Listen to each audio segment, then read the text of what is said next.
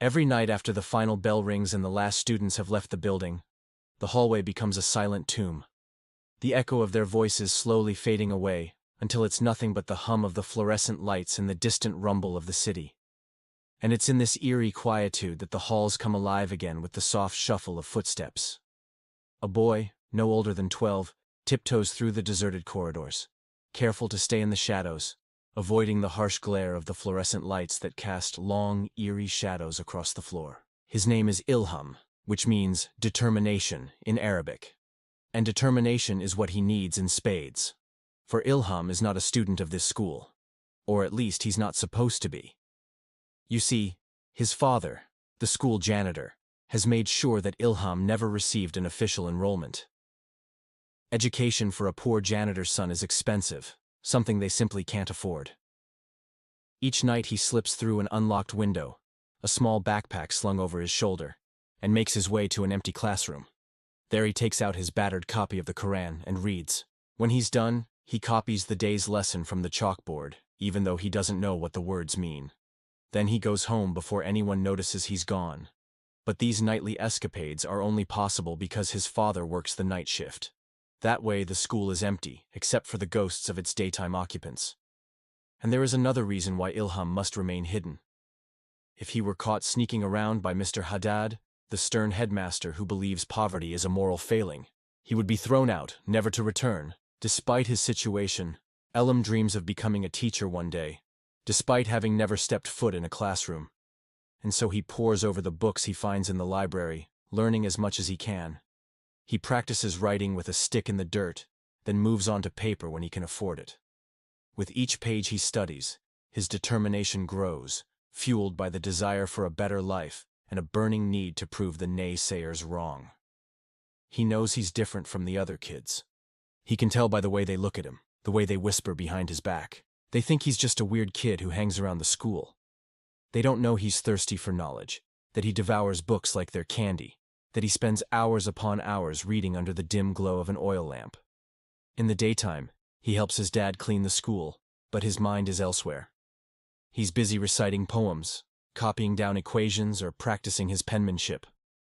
Sometimes he sits at an empty desk listening to lessons through the slightly ajar door. He can't go in because he's not a registered student, but he still hears the teachers talk about fractions, verbs, and chemical reactions.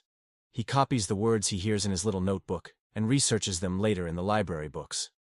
It's a slow, arduous process, but for Ilham, it's infinitely preferable to doing nothing. Because when you do nothing, you get nothing. But when you work hard, even if your start is humble, success will eventually come knocking. Years pass, and the boy grows into a strapping young man with an insatiable thirst for knowledge. He still attends his nightly classes in the deserted schoolhouse, memorizing every word he comes across.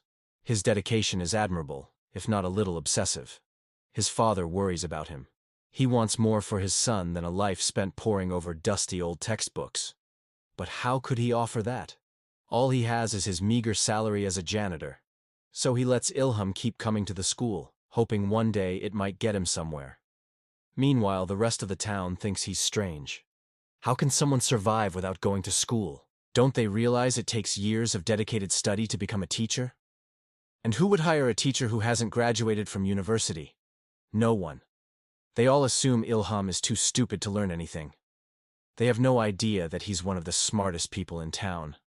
The irony is not lost on Ilham. He knows he's smarter than most of his peers, yet he can't read or write. It's a double-edged sword. Sure, he's learned a lot on his own, but he's also suffered greatly because of it. He's been laughed at, mocked, and scorned simply because he doesn't have a piece of paper to prove his intelligence. And it's all because he's poor. If he were rich, he wouldn't have to go to school. He could spend his days playing video games and hanging out at the mall. But instead, here he is, stuck in a janitor's uniform, trying to make something of himself. Now, if you're thinking this is some sort of sob story, well, you're half right. It is a sad tale. But it's not meant to evoke pity. It's meant to inspire, and believe me, Ilham needs all the inspiration he can get. He's tired of living in poverty. He wants more for himself, for his family. And so he starts making plans.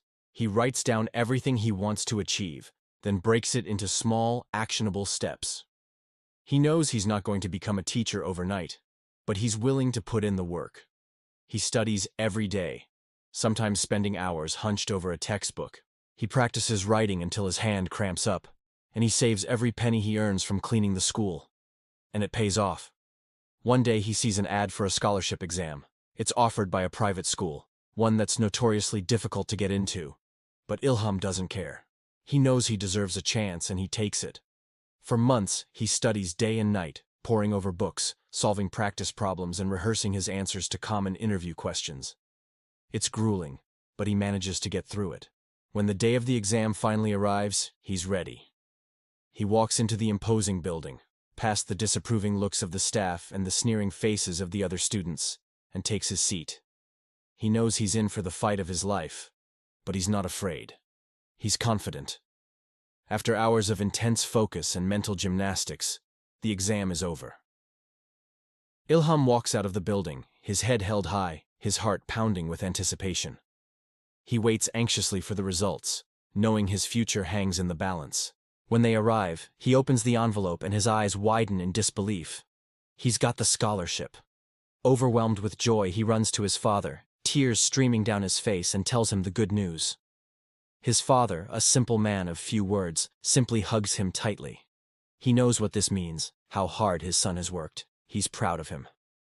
With his new scholarship in hand, Ilham enters the prestigious school, leaving behind the tattered uniforms and bullying classmates of his old school.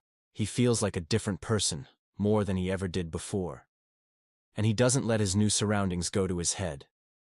He remains humble, polite, and respectful to everyone around him.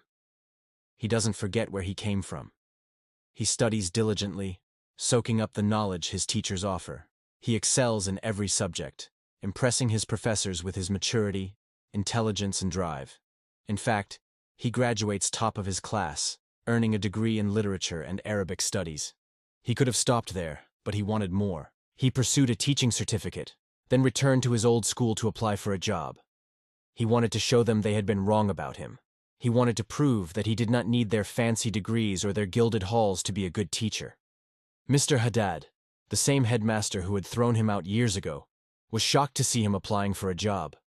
He looked at his old janitor's son with newfound respect and hired him on the spot. From that day forward, Ilham became known throughout the region as an exceptional teacher.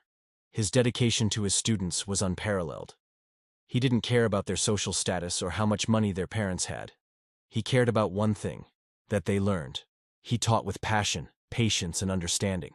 He knew what it was like to struggle in school, to feel like you weren't good enough. And he never wanted any of his students to experience that. Years went by, and Ilham continued to teach, happy in the knowledge that he was making a difference in the world, one student at a time.